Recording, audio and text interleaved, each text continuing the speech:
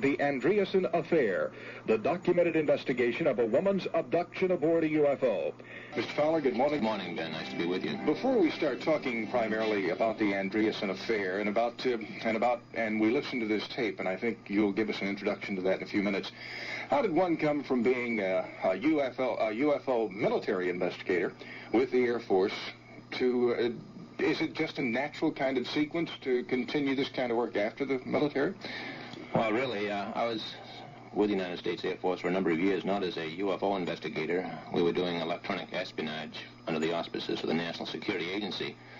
But within this position, UFO reports did come to my attention, which indicated that the United States Air Force was taking the subject very seriously indeed, which was one of the things that instigated me to look into the matter further when I got out of the service. So it just developed. That's right. From that. Really, it developed from a teenage interest in experimental aircraft, and when flying saucers became headline news, I thought that we were dealing with another experimental aircraft. But it didn't take very long for me and the public to realize that when you have all the major governments of the world investigating something, that something really must be going on. Well, now, for many, many years, and I think this is changing somewhat, though, but for many, many years, folks who considered themselves to be I think objective investigators of UFO sightings were often referred to as the UFO buffs. That's right. And that wasn't considered too nice in those particular times, too nice phrase. The credibility, though, has changed, or at least the credibility of the UFO investigator has changed tremendously, hasn't it? Yes, and I think this probably stems from the fact that more and more scientifically trained people have become involved in UFO investigation. At the Manned Space Center, for example, we must have a couple hundred people who are interested in UFOs and some who are actively engaged in UFO investigation. Back in the 50s, when I was involved in this more or less as an interesting hobby, people of that category probably wouldn't have anything to do with the subject. Even astronaut Gordon Cooper and astronaut James McDivitt are now coming out publicly stating that they believe that UFOs are real. Cooper says that UFOs are interplanetary, and he has recounted several experiences that he has had with UFOs. They wouldn't have done that several years ago. I think the credibility is much higher. 57% of the American people right now, according to Gallup, believe that UFOs are real and believe that they have seen a UFO. And that's 15 million people just in this country alone. How are you involved in John Fuller's incident at Exeter? I was involved as an investigator for the National Investigations Committee on Aerial Phenomena and conducted the initial investigation. John Fuller worked for Saturday Review at the time and was interested in UFOs and doing a story, and contacted NICAP and asked what was new. And I was right in the process of this investigation, and he flew down and looked at my report and went back and re-investigated what I had done and wrote a very fascinating book. Yes, it was. If you would, give us background so we can lead up to what I understand is going to be a pretty startling piece of audio tape that we're going to be listening to. All right. The audio tape that you're going to be hearing excerpts from comes from one of 14 hypnotic regression sessions, and it concerns Betty Andreasson, who allegedly was abducted by UFO occupants and given, among many other things, a physical examination. What you're about to hear is a small segment of that physical examination, and I think that you will be able to relive with her the trauma and the pain and the emotion that she experienced reliving this experience under hypnosis. And she is under hypnosis and recounting the event itself. Reliving, not recounting. Reliving. Okay. She's there. Listen. He's taking instruments.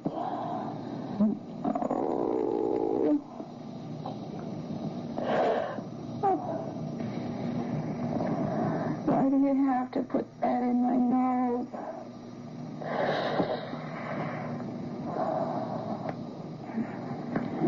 He's putting that thing in my nose and it's going up and it's breaking through something. I don't like it. Oh, and I can't move. It's hurting. Started pulling something, that needle again with a tube like on the end. They're pulling. Looks like he's pulling it.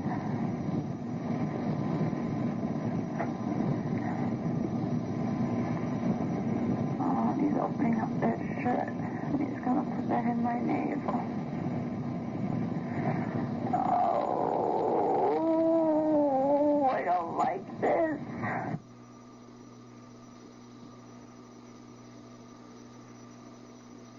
We apparently had a power failure, folks, and it really wasn't supposed to happen that way. That gets kind of spooky, doesn't it? You would have heard what happened on another TV station down in Massachusetts. Don't tell me this is what happened. They had two independent tape systems down there taping the TV program. When they played it back, about every third word was missing all the way through the show, and to the best of my knowledge, they still haven't found out what happened. You didn't arrange that? No, I didn't arrange anything. Wow, what do you say now? All right, back in just a moment. We're going to start from the very beginning. We're going to let anything get us. If once you don't succeed, you try again. Unless you have another power failure, and then you get the message that time and go right on. But we're going to try it again from the very beginning. This is Betty Andreasson, reliving under hypnosis a medical exam that, well, I'm going to use the word allegedly occurred aboard a spacecraft. I might go a little step ahead before we play the tape.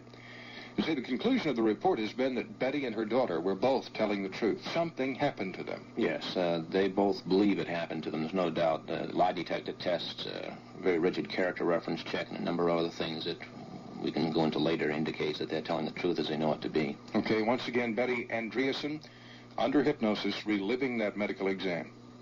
He's taking an instrument.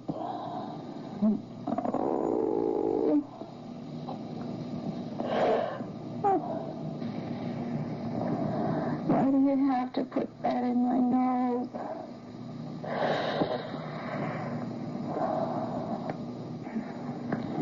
He's putting that thing in my nose and it's going up and it's breaking through something. I don't like it. Oh, and I can't move. It's hurting. Started pulling something, that needle again with a tube like on the end. They're pulling. Looks like he's pulling it.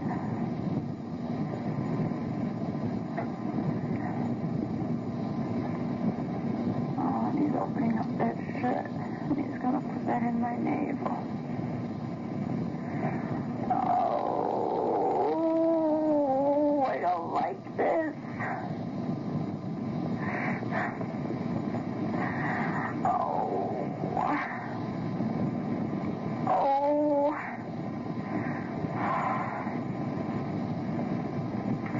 I can feel them moving that thing around in my stomach or my body. Betty Andreasson, how did you get involved in, first of all, investigating the case? Being with NICAP, you were called in? Well, actually not NICAP. I'm Director of Investigations on the Board of Directors of the Mutual UFO Network, headquartered in Seguin, Texas. It happened in Massachusetts. I reside in Massachusetts, and the state director told me of the case, and I became involved with the investigating team, which consisted of an aerospace engineer, a solar physicist, an electrical engineer, a communications specialist, and myself. There were 5 of us, and we were constantly checking each other as we've gone through, and a professional hypnotist. We also engaged the services of a professional psychiatrist.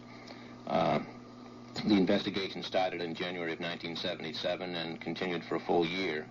And the final report consisted of 528 pages, 3 volumes, thoroughly documenting this close encounter of the third kind, Type G, which involves an onboard experience.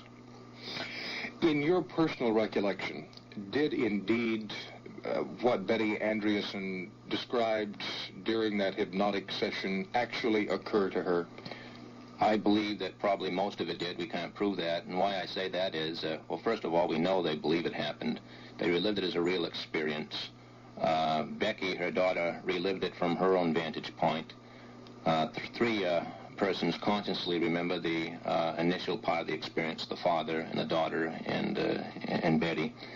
I think it's interesting that you can go back to January 25th, 1967, and check things like the weather, the power failure, how much snow was on the ground, what was on TV, and things like that. We were able to do all kinds of checks like that, which indicated that they really were describing January 25th, 1967. What interests me the most is, though, that we have about 200 cases on file very similar to the Andreasson affair. And there are subtle similarities which exist between these cases, which we feel no way some of these witnesses could have known about. And for example? the needle, for example, that was inserted in Betty's nose. When they pulled that needle out, there was a little BB-like ball on the end of it. We know of one case that has never been published that has a similar thing happen during the physical examination. Her description of the humanoids, very similar to the Hills case. I think of a master sergeant who belongs to the human... I don't know where we're getting all these power failures, as a matter of fact. But in August of 1965, who had a very similar experience to Betty Andreasson. His description of the craft, the occupants, how they moved or floated, and so forth, is very consistent with what Betty and others reported.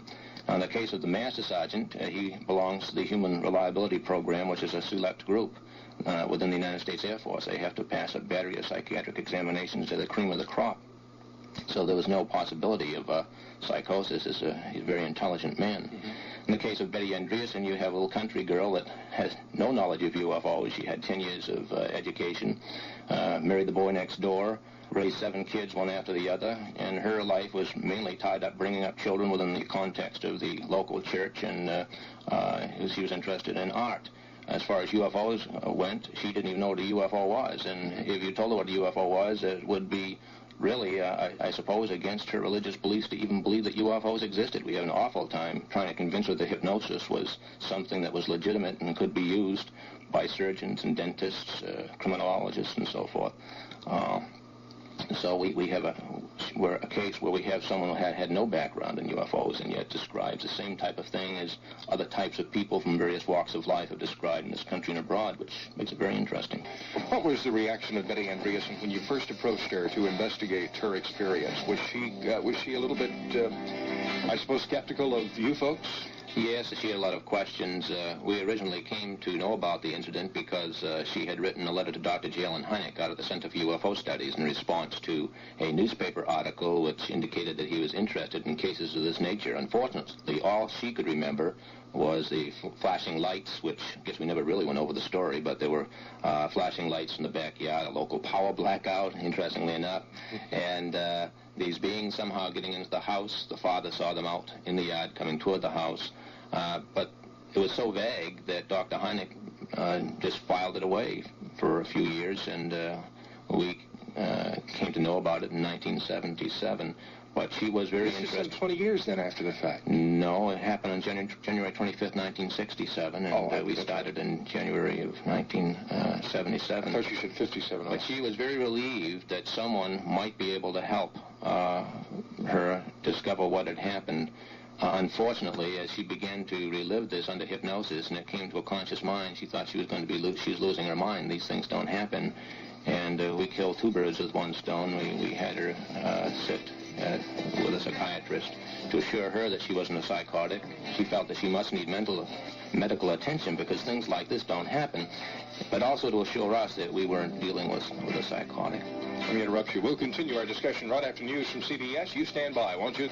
You know, when Project Blue Book was closed officially, so to speak, by the Air Force, they made the statement that they were able to pretty well discount, I forget the exact figure, 98% of all sightings or reports, they were able to explain them.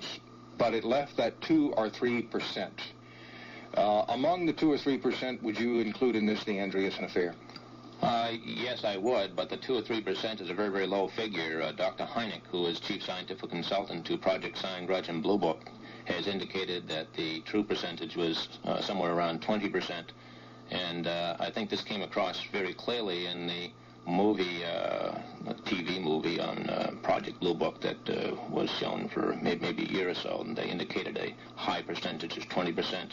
Other countries' UFO projects also come up with this 20%, which remain unexplained after investigation. Just because someone reports a UFO doesn't make it a UFO. It only remains a UFO after investigation. Can't find an explanation. Before we go to our phones, how about explaining to the listeners, and to me too for that matter, what exactly happened to Betty and Becky Andreasson on January 25th of 67? Okay, on that particular evening, about 6:35 p.m., there was an intermittent power failure. Simultaneous with that, there was a flashing orange light which came through the kitchen window, which overlooks a huge field. The children were scared. Mrs. Andreasson shooed her 7 children into the living room, and she had her parents staying with her to take care of the children because her husband was in the hospital at the time. Her father ran to the kitchen window and looked out and claimed he saw what looked like children dressed in strange Halloween costumes. This is what his description of these beings were, coming toward the house. On second look, though, he saw that they weren't walking, but they were moving, floating with a hopping motion. All he can remember after that is them somehow getting in the house. They did enter the house. Mrs. Andreasson communicated with them through mental telepathy. Other members of the family seemed to have just frozen in motion, for want of a better term. We called it suspended animation.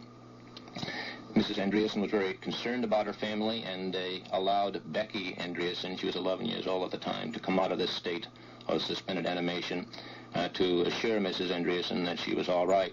Under hypnosis, Becky lives this portion of the experience very vividly, describing, as an 11-year-old, she talked like an 11-year-old under hypnosis, used an 11-year-old's vocabulary, described little clay creatures, or men rather, talking to her mother.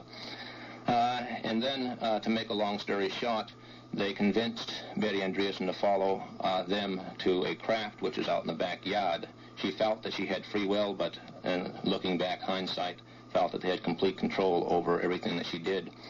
The craft was very small. They stayed in that craft for a fairly long time. She felt heaviness and so forth, and then it stopped, and she felt that she was taken aboard a larger craft, where she was subjected to the effects of a number of very, very strange instruments. And then she was brought to an alien place where she had more experiences, and then brought back to the craft and returned to her home. It's a fascinating story. I think the Andreasson affair probably is the most documented account of its kind. One of the interesting things about the Andreasson affair is we have a woman who is an excellent amateur artist, and she was given post-hypnotic suggestion to remember these things in detail after each hypnotic regression session, and she was able to supply us with a chronological account with her drawings in great detail, most of which the major ones are included in the book. One of the interesting things, though, concerning the case, which I failed to mention before, is that one of the investigators was an aerospace engineer, and he asked Mrs. Andreasson to describe each segment of the craft that she was in, how she entered that room and how she left the room, what the dimensions were.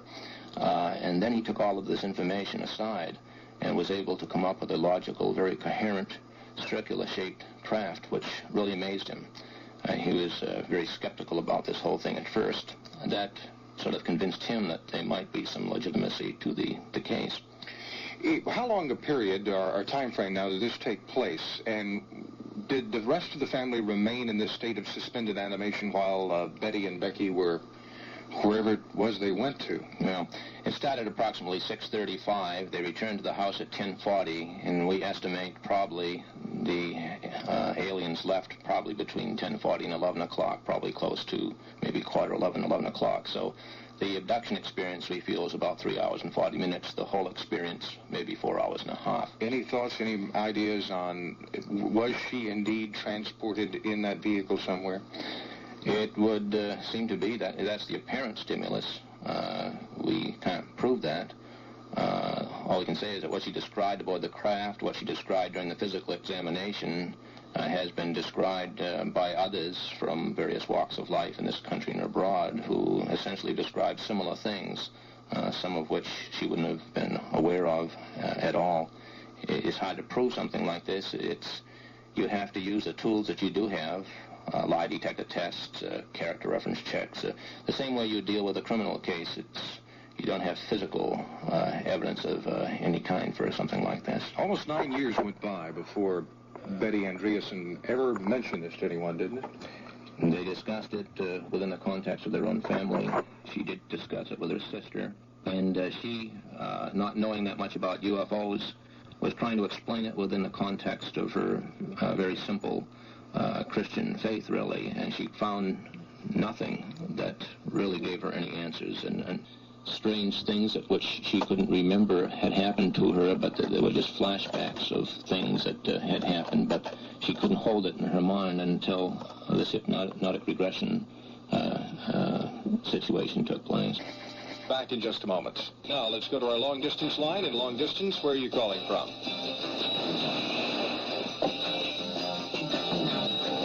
Nobody there? Phone's all the mess, too? Well, I can't understand what you're saying to me. What does that mean? You're shaking your head no. Drop it. Put it on hold. Now what? Okay, we'll go up here and find out. Good morning, you're on KTRH. Hello? Yes. Hello there. Hello there. I hear somebody. Well, we'll get it straightened out, and we'll figure out what's wrong with our phones and our power. You didn't bring this with you, did you? Who knows what I brought with me? Back in a moment. We're going to try it one more time now to the long-distance line. In long distance, where are you? Hello, Yes. Louisiana. All right, Louisiana, go ahead. This is spooky. I'm getting a little spooked. No, peace, good morning. I'm listening to your show this morning with great interest. I would like to ask Mr. Fowler a couple questions. One is about a kind of sighting, if he's ever heard of this. Sort of, on a very clear day, a sunny day, not a cloud in the sky, what would look like maybe a white cloud just moving across the sky slowly, and then all of a sudden appear in this like a swarm of what looked like either birds, but couldn't have been birds. It was too high, or maybe in the shape of airplanes. Now, I know you couldn't have a swarm of airplanes, but a very peculiar cloud-like formation, and then suddenly disappear, just vanish completely. Have you ever heard of anything like this? Has anyone? Did the cloud disappear and the objects disappear, or The just... whole thing, it was like it was transparent.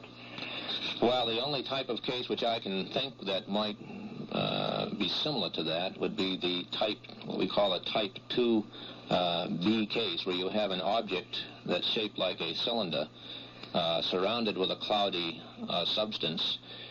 Usually it goes into a vertical mode, and smaller objects come out of the top or bottom of this object and streak off in various directions, and then it goes back to a horizontal mode and moves off.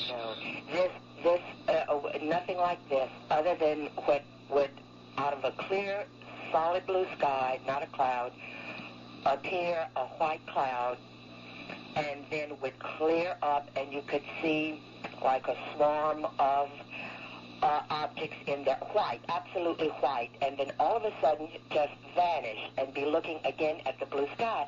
Now, we thought maybe this were birds, like the egrets are often appear to be white, silver white in the sky, and maybe flapping their wings would have given a different shadow, but they would just disappear completely. I was just curious to see.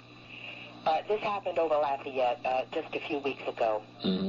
Sounds very interesting. We have had reports like that where something has materialized, again with the smaller objects, but not just disappearing all of a sudden unless you happen to blink your eye when everything just moved off very, very fast. But we were testing every morning. I would say, what do you see? Do you see it now, or has it disappeared? And we're two very solid people. I mean, we just, there was no hysteria. There was just an ordinary day riding in a car when this was seen. Mm-hmm. Well, we certainly would have investigated that and looked into it a little bit if you had reported it at the time and were able to supply the date and the time and place to local people. What was your second question? The second one was, can you say something about mentally, telepathically, someone being impressed with a face?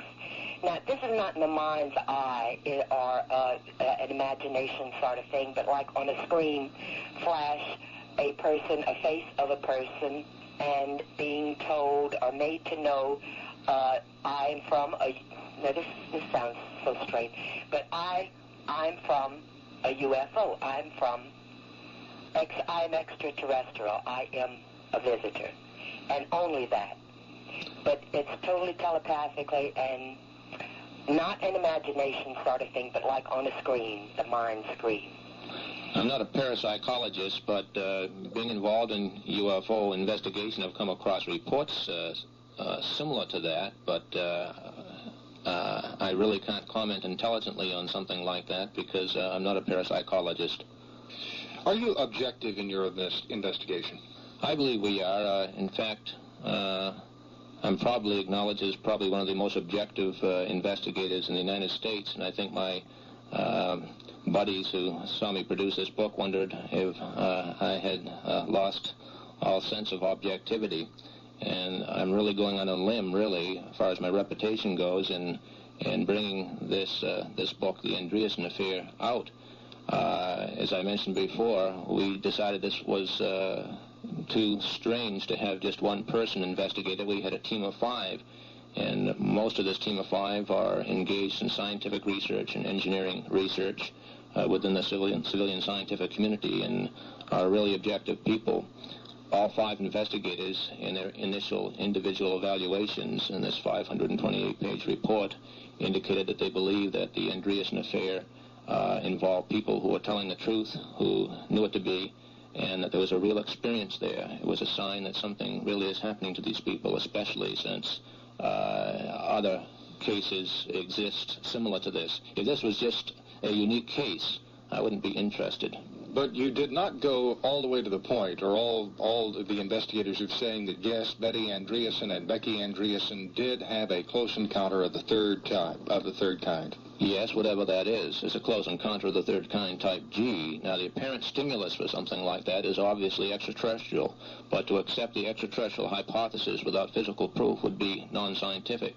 We brought to bear upon the case those tools which are used by the criminologists as a type of evidence, if you will, that probably could send a man to jail. Eyewitness testimony, character reference checks, lie detector tests, hypnotic regression, and other types of tests that were used, psychiatric examinations. We brought to bear upon the case what we could, almost like a detective trying to solve a mystery.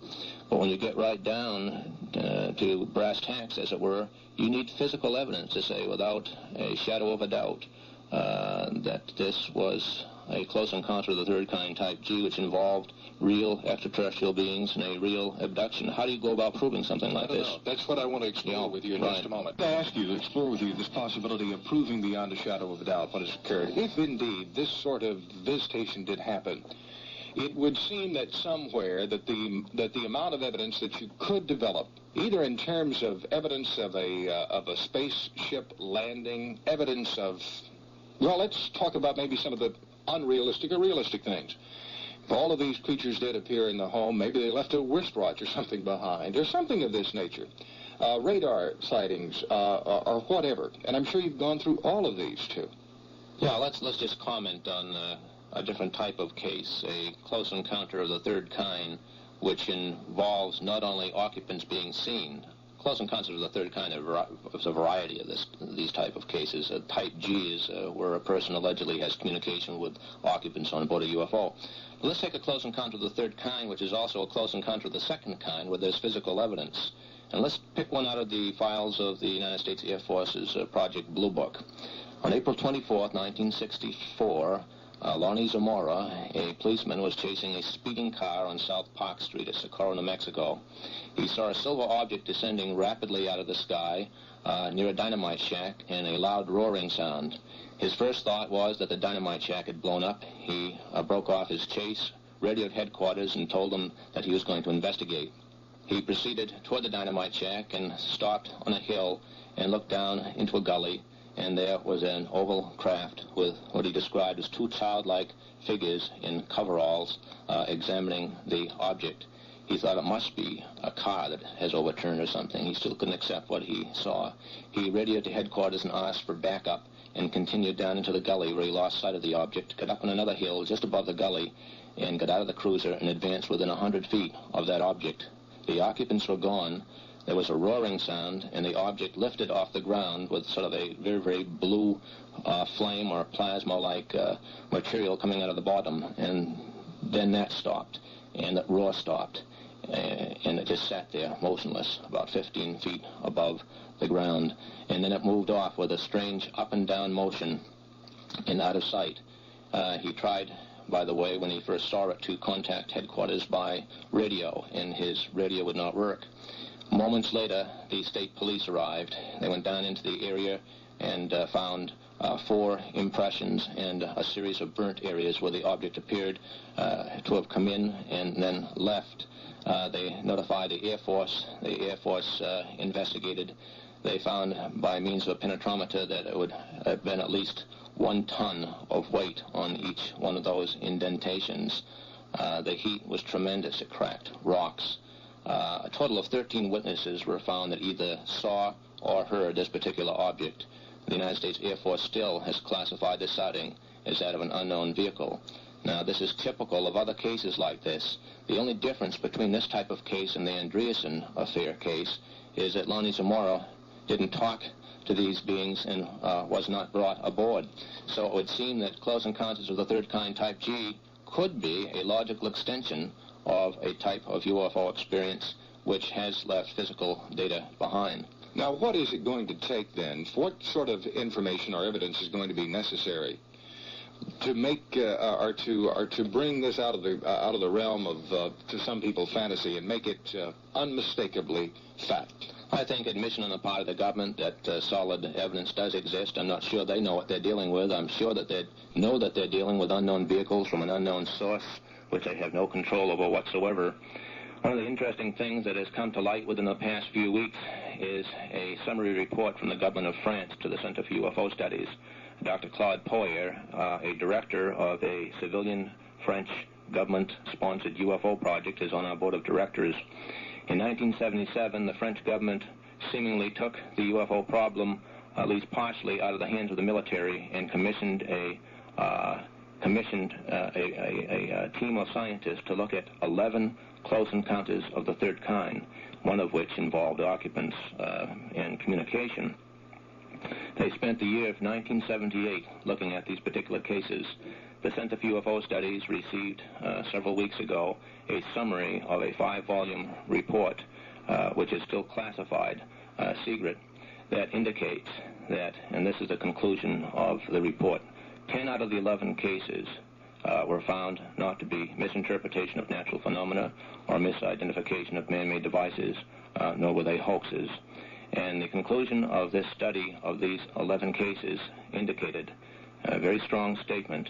Behind the UFO phenomenon, there exists a flying machine whose mode of sustenance and propulsion is currently beyond the scope of current present-day science. Originally, when that project was set up, Dr. Claude Poyer indicated that the results of this project would be made public, that the 5-volume report would be sent to people in this country and abroad to study, but the French government has classified this secret, and we don't know when the full results of this particular study will be made public, except for the summary report that was released to the Center for UFO Studies. So I think it's going to take something like the government to release the information that is presently holding on UFOs to at least convince the public that UFOs are real, although the last Gallup poll indicates that 57% of the American people believe that UFOs are real and that they have seen a UFO. That's about 15 million Americans.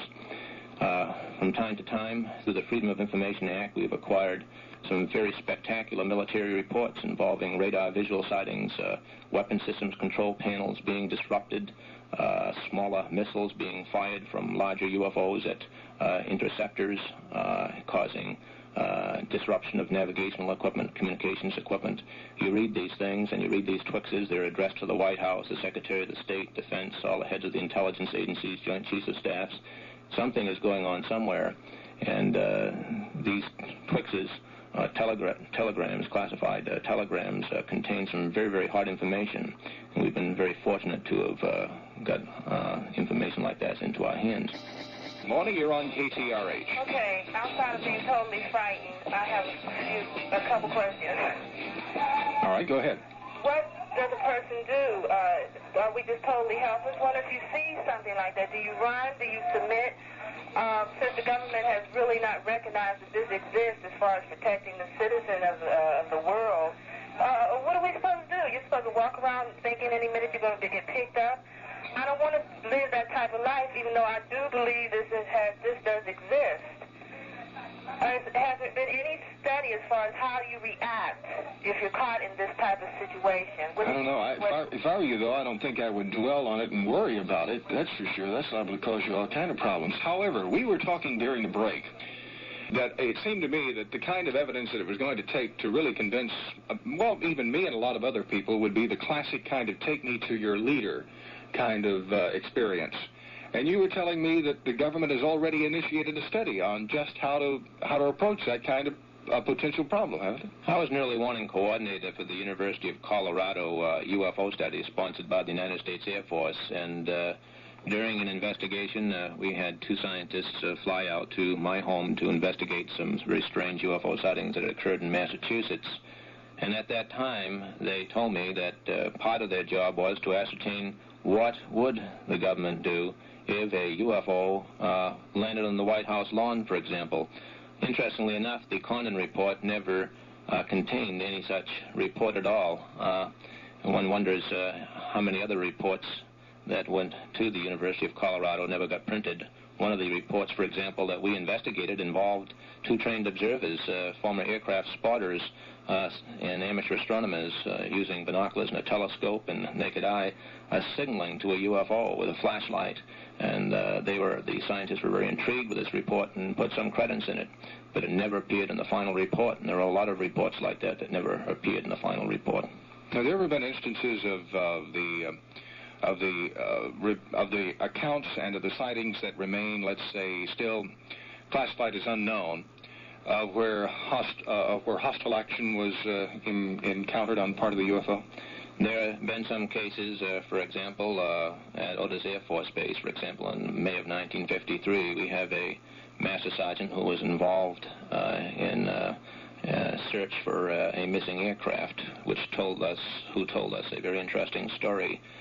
Ground radar had picked up unidentified flying objects off the coast of Boston, and they sent F-94C all-weather jet interceptor to look into the situation. The interceptor took off and was over the gunnery range, and all communication, navigational systems went dead, and then the aircraft engine cut out, and the pilot ejected the cockpit canopy, and ejected himself, thinking the radar operator would follow suit. And his parachute opened just in time, and there was no crash. He couldn't figure everything was very, very quiet, and he landed. And he went to the nearest house and knocked on the door and called the Air Force Base and told them what happened. They found the canopy over the weapons range. They didn't find the aircraft. They didn't find the radar operator.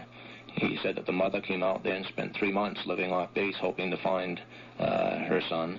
He said there's no way that thing could have kept on going out to the ocean, which was several miles off. He says it was falling like lead. There was just no way that the plane completely disappeared. Now, there are a number of planes that have disappeared or crashed chasing UFOs, and if you consider this hostility, I really don't know. There was one report that, these are in the minority, but let me give you an example of a little boy in Bealsville, Ohio, who went out to get some water with a metal bucket, and returning to his house, he saw this typical oval UFO hovering at treetop level, and a ball of fire seemed to emanate from it and come after him, and he began running, and the ball of fire hit him and knocked him to the ground, and his clothes, his outer coat caught fire, and he caught fire, really. The grandmother and the mother heard him screaming and came out and watched this boy, saw this boy rolling over and over. They went out, they saw the object. There was a local power failure, which only lasted about 30 seconds to a minute. They managed to put the fire out, and they called the sheriff. He informed NICAP and the Air Force, and the boy was brought to the hospital and treated for minor burns. Now, what do we make of this? Is this hostile action, or was that metal bucket that he was carrying initiate some type of protective action on part of the UFO? The sheriff was convinced it wasn't a hoax. But these cases are in the minority, and they might be akin to some native who has never seen an airplane before, watch an airplane land in the jungle, and the occupants leave the airplane, but they leave the propeller going, and the native goes walking up to the airplane and sticks his head in the propeller, and then his buddies blame it on the airman. Now, who knows what's going on here?